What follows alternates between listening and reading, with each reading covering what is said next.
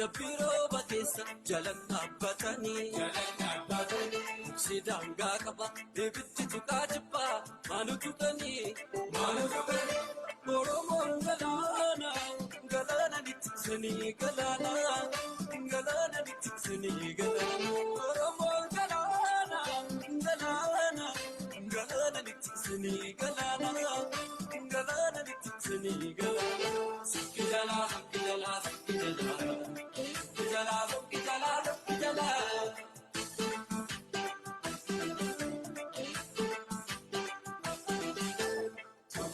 Abang biya ke sinyatu, obsani bulu sudah nasiti. Obsabita te ke sinyatu, abtiya feda ya gati. Oto jiru la banatu, kubbi subala bansufanu. Kada kamna yararamu, kijala.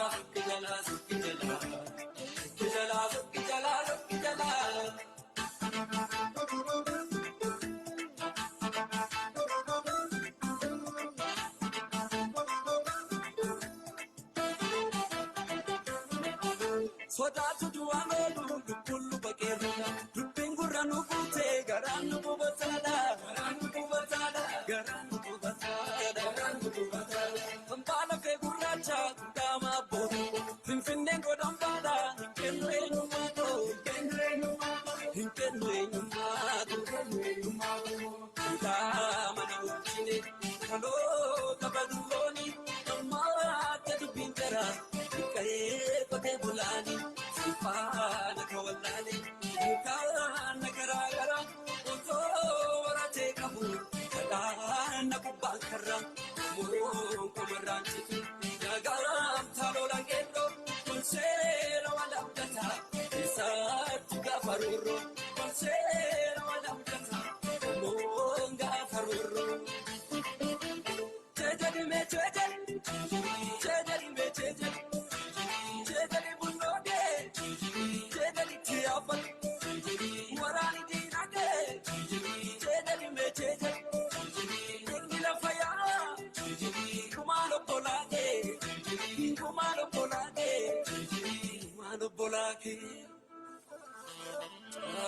bancaban sodatu, lupu marar fatare.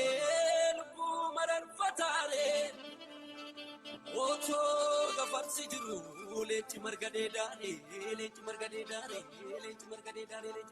gurbaan marata marin qabu kulooma maraateka tuqamnaa yoo namaa sarmaa marata marin qabu inaan isan deebisu lixee bidda walakkaa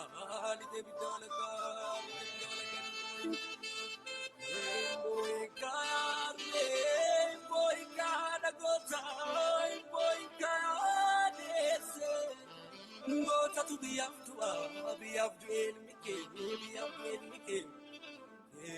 elmike, zapatan garaidu, ngagesil make, boynyarbe. Kana rendi tebane kan sare denyane gamaluya Hayyee galatoomaa seenaa amma oduu isin dhageessisnaa oduu kana kan qabatee dhiyaate simbirtuu miidiyaadha. Simbirtuu miidiyaa wajjiniin ana Tafariidha. Egaa gara oduu keenyatti otoo hin deemin dura beeksisa qabnaa. Beeksisni keenya oduu kana kan yeroo hundumaayyuu ispoonsara godhee dhiyeessu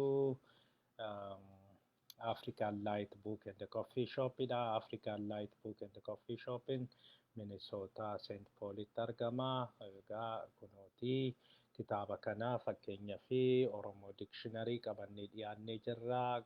Kitaaba garagaraa gurgurraa kitaaba barbaadan kan ijoolleedhaa ta'u kan nama gurguddaadhaa ta'u kan barumsa keessanii ta'u waan isin gargaaru hundumaayyuu karaa African Light Book and the Coffee Shop argachuu dandeessu. Biizinasiin kuni kan Oromooti. Kanuma keenya karaa Amaazonis yoo deemtan hin argattu. Amaazon irraa African Light Book and Coffee Shop achirra jira. Lammaffaa weebsaayitii keenya kunoo isiniin barreessas jalatti. Karaa weebsaayitii keenyas argachuu dandeessu. Egaa oduun kitaaba hedduu achirraa argattu. Kitaaba keenyaa yoo barbaaddanii yeroo kamiyyuu isiniif qophiidha. Kitaaban alasii buna gurgurraa. Fakkeenyaaf bunni kuni buna Odaa jedhama. Biraandii keenya Odaa Koffiin biraandii keenya.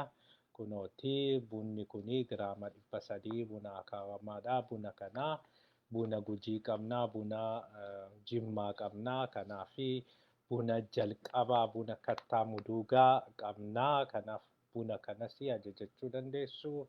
Buna kana ajajattanii dhandhamuu dandeessu. Inistaantis qabna kan isin ofii keessanii danfisattanii. Isas isiniin biraan geenyaa. Kanaafi buna kana ajajadhaa. Ammuma yoo barbaaddan kitaaba yoo barbaaddan buna ajajadhaa otoo hin deemini. Bakki itti ajajattanii kunooti as jira. Buna baay'ee gatii mi'aa miti. African Light Book and Coffee Shop.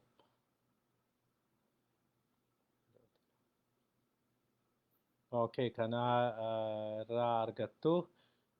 As keessaa ammuma kana gara shooppii keenya deematoo ilaala. Kunoo kana shooppiin keenya kanaafi dhaqaa asumaa yoo barbaaddan kitaaba yoo barbaaddanii yoo barbaaddan kitaaba yoo barbaaddan buna dhaqaa ilaalaa asumaan ajajadhaa kan isinitti tole kan barbaaddanii yookiin immoo kana barbaadna jedhaa nutti himaa. Egaa erga kana jenneen booda gara oduu keenyaa deemnaa. Oduun keenya har'aa waa'ee muudamaa kanaan wal qabataa. Isarratti waan isiniif jennu qabna. Waa'ee muudamaa kana ilaalchisee egaa har'aa biiroon Abiyyi yookiin biiroon muummee ministeeraa muudama kennuusaa ibsee jira. Otoo jennu kun seeraan alaa, heera mootummaatiin alaa. Muummeen ministeeraa muudama kennuu hin danda'u, muudamas kaasuu hin danda'u. Muudama kan kennu paarlaamaa biyyattiiti. Muummeen ministeeraa akka heera biyyattiitti muummeen ministeeraa namoota akkasii akka muudamanii fi nan barbaada yookiin naa muudaa jedheeti paarlaamatti dhiyeessaa. Paarlaamanii warri duraa sunii maaliidhaaf ka'anii jedhee gaafateet qorateeti.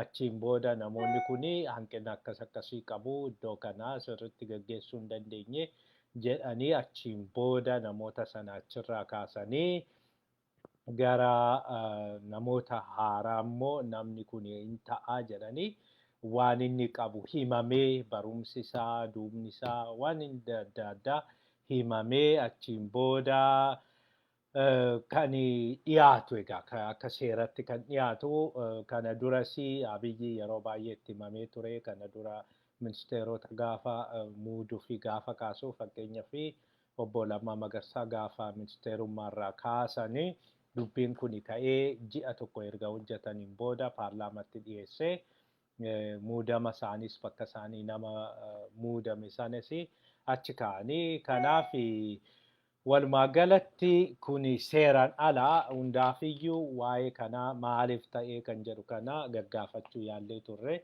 Akkuma egaa baay'een keessanii ganama karaa feesbuukiitiinis isinitti himnee duraan dursee Gadduu Andaargaachoo ka'ee jira. Gadduu Andaargaachoo ka'ee iddoo Gadduu Andaargaachoo Dammaqaa Mokonnin ittaanaa ministeera muummee ministeeratis akkasumas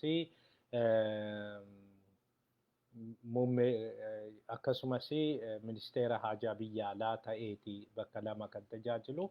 Maaliif bakka lama gochuun barbaachise kan jedhu kuni gaafii namoota baay'ee ta'ee jira. Lammaffaa hojii kana hojjechuu hin danda'u iddoo lamatti. Takka gara muummee ministeeraa ittaanaa muummee ministeeraa sanitti fiigaa takka immoo haajaa biyya alaatti fiigaa hojjechuu hin danda'u. Iddoon lamaaniyyuu nama gurguddaa barbaadu jedhamee jira. Kanaafi namoonni tokko tokko mormii dhiyeessaa jiru. Keessattuyyuu Biltsiginnaan Amaaraa iddoo sanaa numa keessaa namni tokko qabachuu qabaa jedhanii jiru. Warri Oromiyaa bilchiginnaan Oromiyaas nu keessaa namni tokko qabachuu qaba iddoo kana jedhanii irratti waan wal lolanii fi lamaaniyyuu dhorkatee Dammaqaa achi kaa'ee egaa Dammaqaan kana dura karaadhuma simbirtuu miidiyaa isinitti himnee turre Dammaqaan ani muummee ministeeraa ta'uu nan uffisiisee jira. Yeroo hunda ittaanaa muummee ministeeraati ani. Yeroo Mallas jirus ittaanaa muummee ministeeraa, yeroo Hayilamaariyaamiif ittaanaa muummee ministeeraa, yeroo Abiyyis ittaanaa muummee ministeeraa. Ani ittaanaa muummee ministeeraa ta'eetuman du'aayii jedhee gaafachaa ture. Kana isinitti himnee turre kana duras. Kanaaf iddoo sana kaasanii garuu gaafa iddoo sana kaasanii iddoo ittaanaa Abiyyi kan namni ta'uu danda'u eenyu jedhamee waliigaltee waan dhabamee fi iddoo lamaaniyyuu isaa kenname jedhama. Egaa gadduun maaliif ka'ee kan jedhamu gaafii guddaatu ka'aa jira. Akkuma kana dura karaa simbirtuu isinitti himne waan amma duuba jiru kana gadduun quba qabasi hin beekasi waan tokkos ofuma isaatiif iyyuu mootummaan akkas ta'e jedhee barreessaa ture. Achi waraana kana erga jalqabaniin booda waraanni kuni karaa Gondariitiin Tigraay cabsee haaseenu jedhamee ture.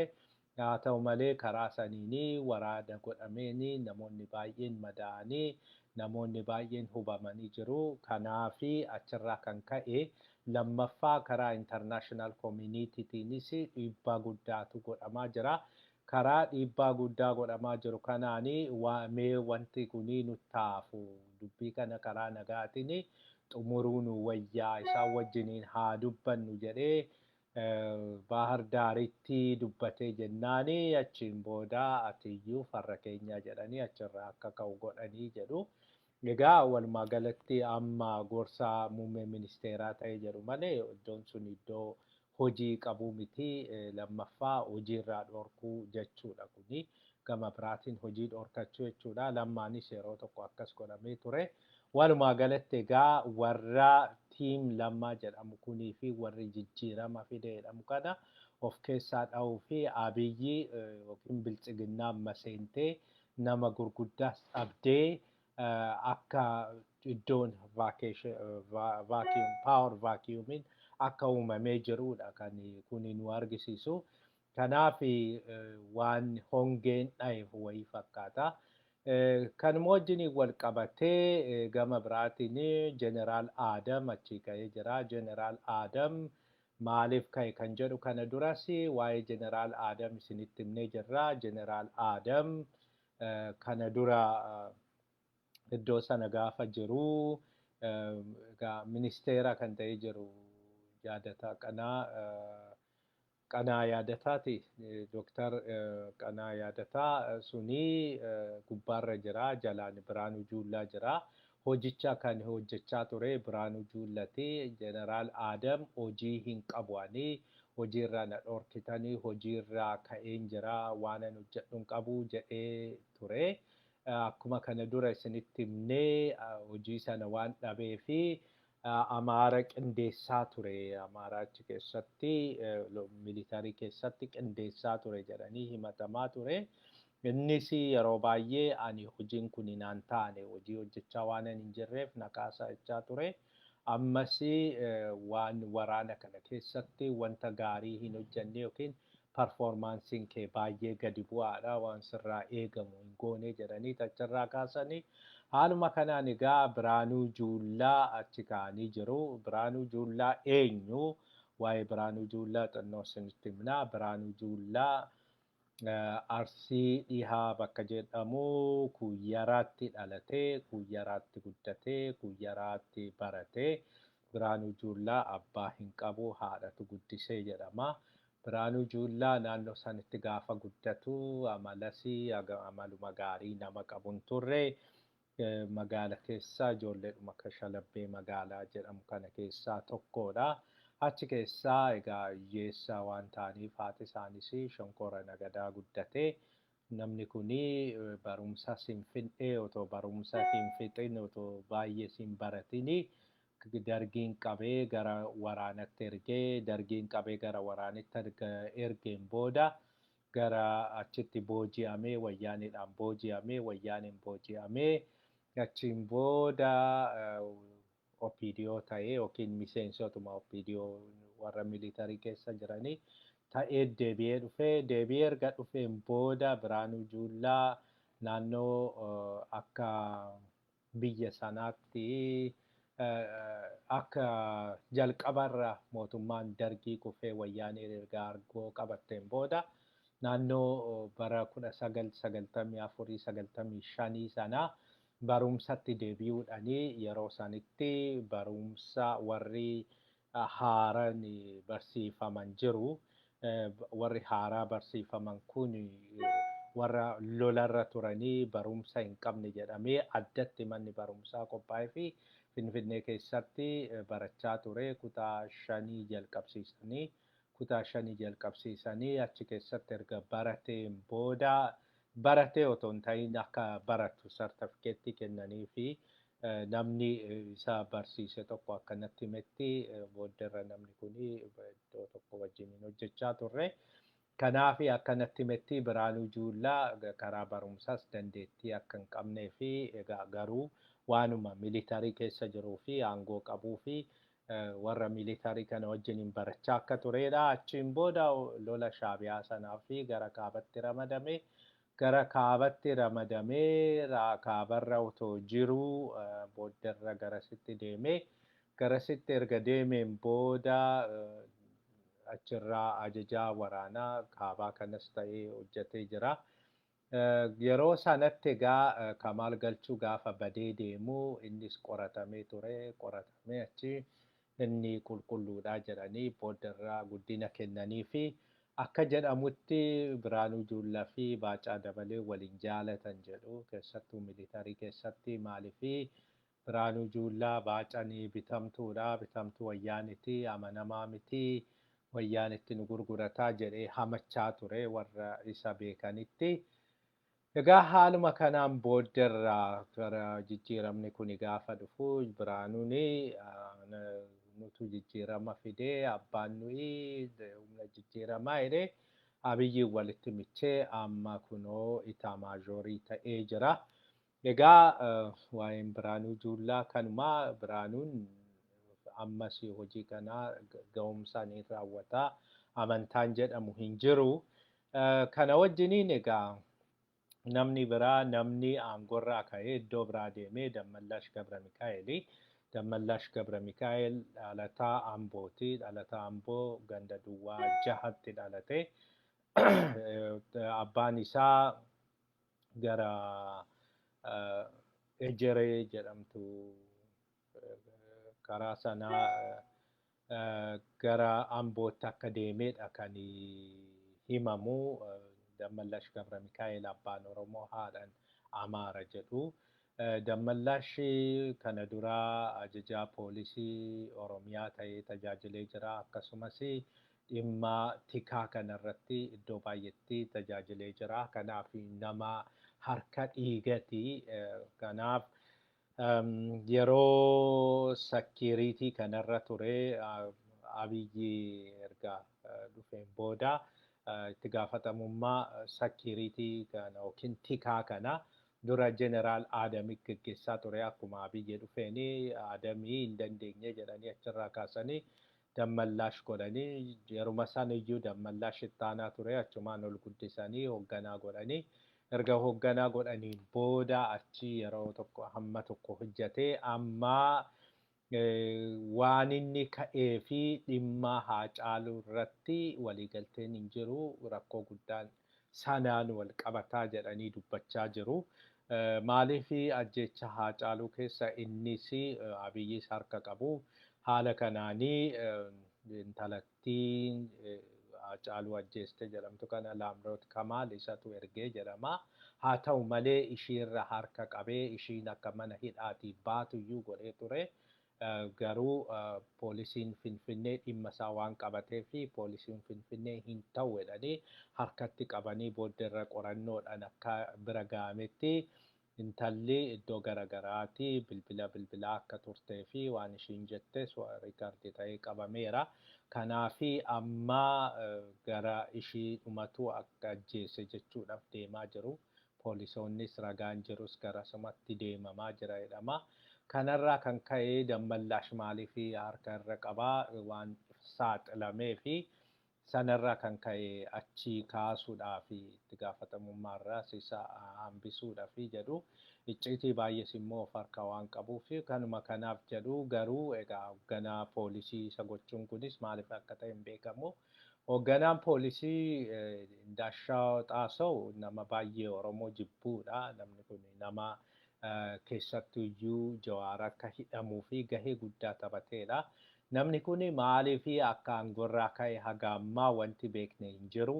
Haa ta'u malee dheengaddaa Daani'el Kibrat wajjiniin waan hamaa walitti dubbachaa akka turanidha kan dhageenye. Dubbii kana haga ammaa hin qulqulleeffanne.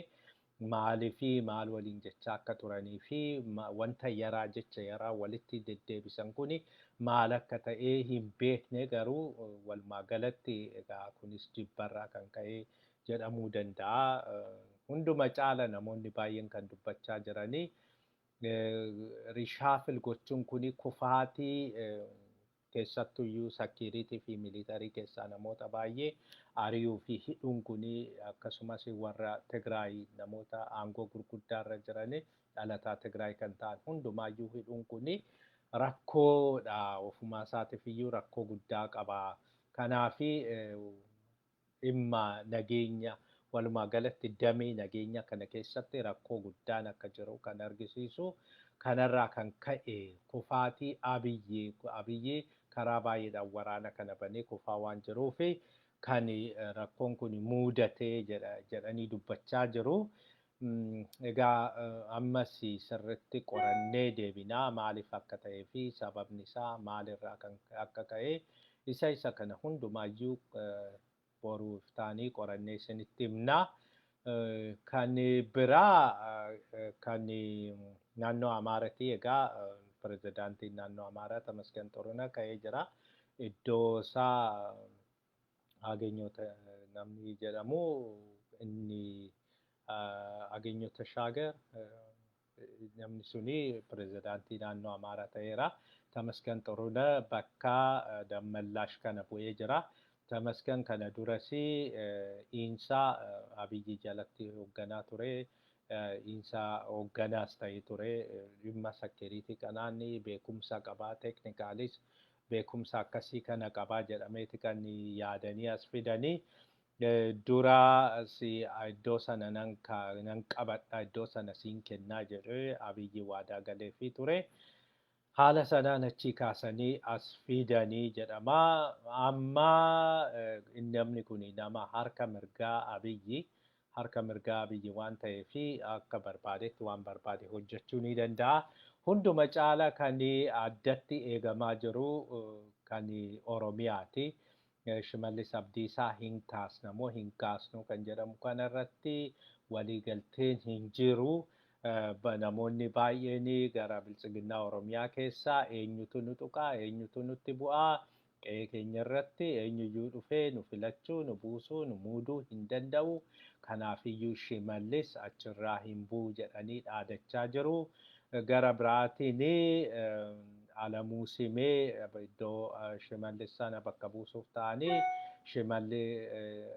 Alamuu Simeetti namoota garaagaraatiin bilbila garaagaraatiin dhaadannoon itti ergamee jedhanii hin sodaachisuu jiru jedhanii haala kanaan kan ka'e Alamuu Simee ani ijoollee koo haa guddifadhu. Ani aangoon kun hin attaafu ijoollee koo guddifadhaa jedhee didee jira jedhanii walumaa galatti egaa gara bilchiginnaa Amaararraa baay'ee dhiibbaan godhamaa jira jedhanii Shimallis achi ka'uu qabaa jedhanii dubbachaa turanii. Hunduma caala namni cichee dubbachaa jiru Binnaal Faandu'aalamii. Binnaal Faandu'aalam jechuun itti gaafatamaa mana marii bilchiginnaa waliigalaati. Binnaal Faandu'aalam jechuun isa hundumaayyuu kan murteessu Shimallis haa ka'u jedhee jennaan ka'uun dirqamuma jedhama.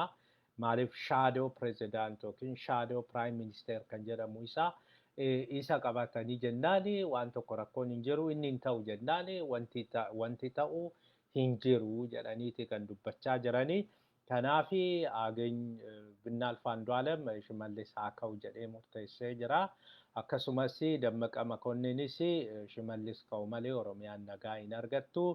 Shimallis achirraa nuu kaasaa jechaa jiru jedhanii.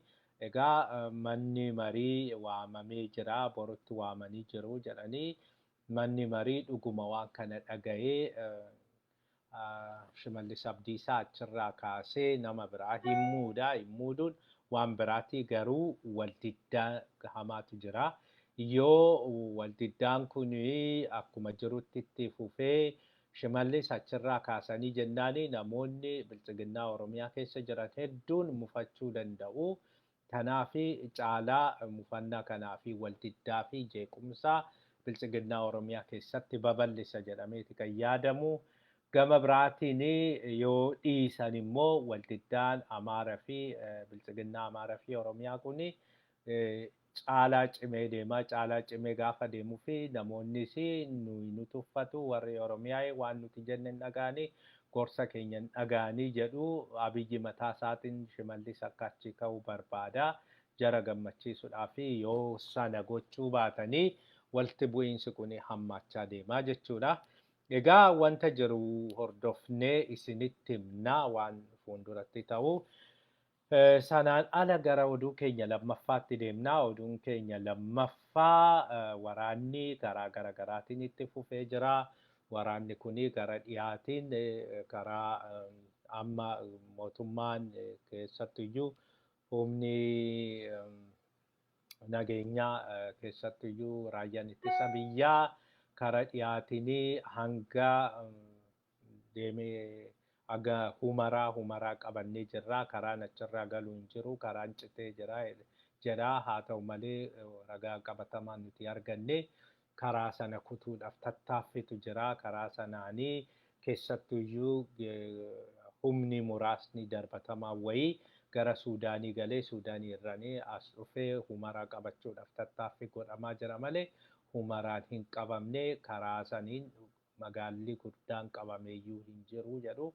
Gara Gondariinis waraana godhameeni keessattuyyuu milishaa fi humni addaa naannoo Amaaraa baay'ee akka rukutameedha kan dubbatamu. Haa ta'u malee waraanni karaa kibbaa fi karaa bahaatiin amma waraana guddaatu qophaa'aa jira jedhamee jira. Abiyyis har'a naannoo sana daawwatee jira. Waraana karaa naannoo waldiyaa jiru sana hanga waldiyaatti qubatee jira jedhama.